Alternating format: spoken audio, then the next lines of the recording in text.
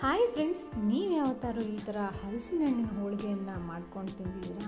ಬೇರೆ ಬೇರೆ ಥರದ ಹೋಳಿಗೆ ಎಲ್ಲ ತಿಂದಿರ್ತೀರಾ, ಬಟ್ ಈ ಥರ ಹಲಸಿನ ಹಣ್ಣಿನ ಹೋಳಿಗೆಯನ್ನು ಮಾಡ್ಕೊಂಡು ತಿನ್ನಿ, ಸಖತ್ ಟೇಸ್ಟಿಯಾಗಿರುತ್ತೆ. ಪದೇ ಪದೇ ಮಾಡ್ತಾ ಇರ್ತೀರ. ಮತ್ತೆ ತಡ ಹಾಗಾದರೆ ಹೇಗೆ ಮಾಡೋದು ಅಂತೇಳಿ ನೋಡ್ಕೊಳ್ಳೋಣ ಬನ್ನಿ. ಫಸ್ಟು ಮೈದಾ ಹಿಟ್ಟನ್ನು ಕಲಿಸ್ಕೊಂಬೇಡ. ನಾನಿಲ್ಲಿ ಯಾವುದೇ ರವೆಯನ್ನು, ಚಿರೋಟಿ ರವೆಯನ್ನು ಬಳಸ್ತಿಲ್ಲ. ಫುಲ್ ಮೈದಾ ಹಿಟ್ಟನ್ನು ತೊಗೊಂಡು ಅದಕ್ಕೊಂದು ಚಿಟಿಕೆ ಅರಿಶಿನ ಪುಡಿ ಹಾಗೆ ಒಂದು ಚಿಟಿಕೆ ಉಪ್ಪನ್ನು ಹಾಕ್ಕೊಂಡು ಫಸ್ಟ್ ಕೈಯಲ್ಲೇ ಕಲಿಸ್ಕೊಂಬಿಡಿ. ಅದಾದಮೇಲೆ ಸ್ವಲ್ಪ ನೀರನ್ನು ಹಾಕ್ಕೊಂಡು ಕಲಿಸ್ಕೊಳ್ಬೇಕಾಗತ್ತೆ. ಒಂದೇ ಸರಿ ನೀರು ಹಾಕಬೇಡಿ.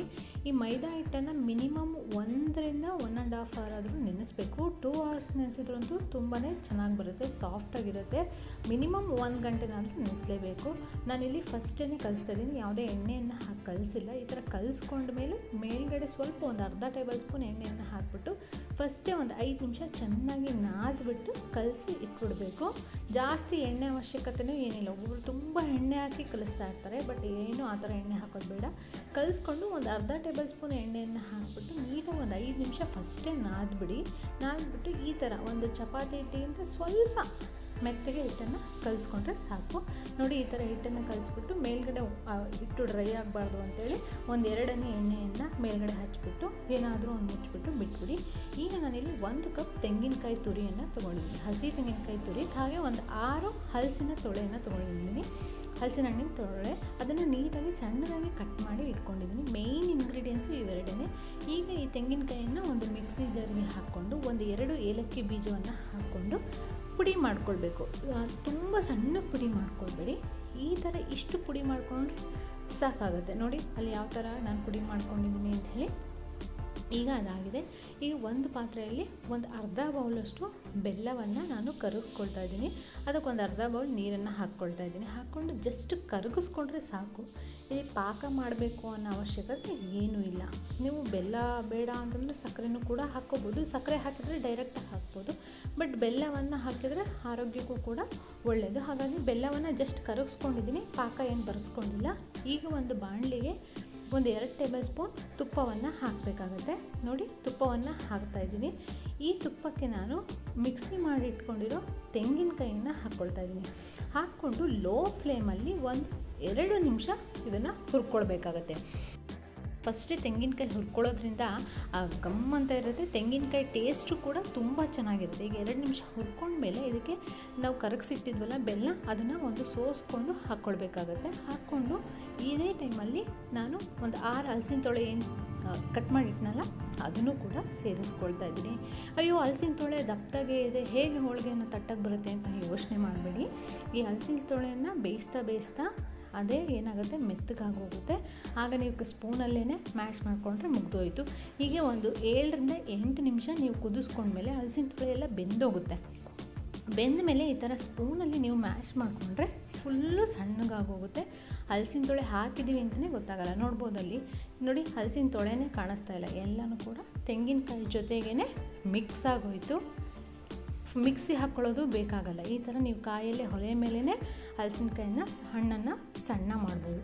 ನೋಡಿ, ಇದಾದಮೇಲೆ ತಳವನ್ನು ಬಿಡದೆ ಬಾಣಲಿಗೆ ಅಂಟ್ಕೊಳ್ಳೋದಿಲ್ಲ. ಎಷ್ಟು ಚೆನ್ನಾಗಿ ನೋಡಿ, ಕಾಯಿ ಹಲಸಿನ ತೊಳೆ ಮಿಕ್ಸ್ ಆಗಿದೆ. ನಿಮಗೆ ಹೂರ್ಣ ಕೂಡ ರೆಡಿ ಆಗುತ್ತೆ. ಇಷ್ಟ ಆದರೆ ಇದು ಮಾಡ್ಕೊಳ್ಳೋಕ್ಕೆ ಒಂದು 7-8 ನಿಮಿಷ ಬೇಕಾಗುತ್ತೆ. ತುಂಬಾ ಈಸಿ, ತುಂಬ ಟೈಮು ಕೂಡ ತಗೊಳ್ಳೋದಿಲ್ಲ.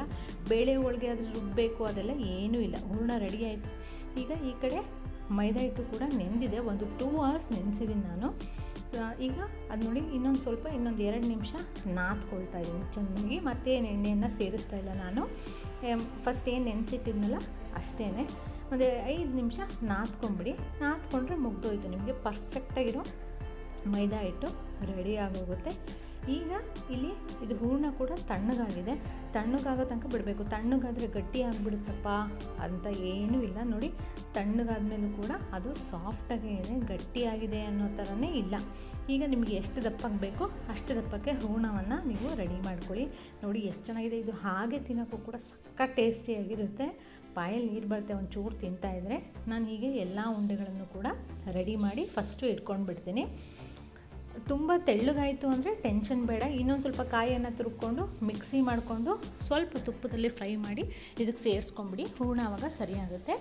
ಈಗ ಒಂದು ಬಟರ್ ಪೇಪರನ್ನು ತೊಗೊಂಡು ಅದಕ್ಕೆ ಸ್ವಲ್ಪ ಎಣ್ಣೆಯನ್ನು ಹಚ್ತಾ ಇದ್ದೀನಿ. ನೀವು ಬಟರ್ ಪೇಪರ್ ಇಲ್ಲ ಅಂದರೆ ಬಾಳೆ ಎಲೆಯನ್ನು ಕೂಡ ಯೂಸ್ ಮಾಡಿಕೊಂಡು ಮಾಡ್ಬೋದು. ಈಗ ಸ್ವಲ್ಪ ಒಂದು ಉಂಡೆಯಷ್ಟು ಹೂರಣವನ್ನು ಎಷ್ಟು ತೊಗೊಂಡಿರ್ತೀರ ಅದಕ್ಕಿಂತ ಸ್ವಲ್ಪ ಕಡಿಮೆ ಮೈದಾ ಹಿಟ್ಟನ್ನು ತೊಗೊಂಡು ನಾನು ಕೈ ಮೇಲೇ ಸ್ವಲ್ಪ ಅಗಲ ಮಾಡ್ಕೊಳ್ತಾ ಇದ್ದೀನಿ.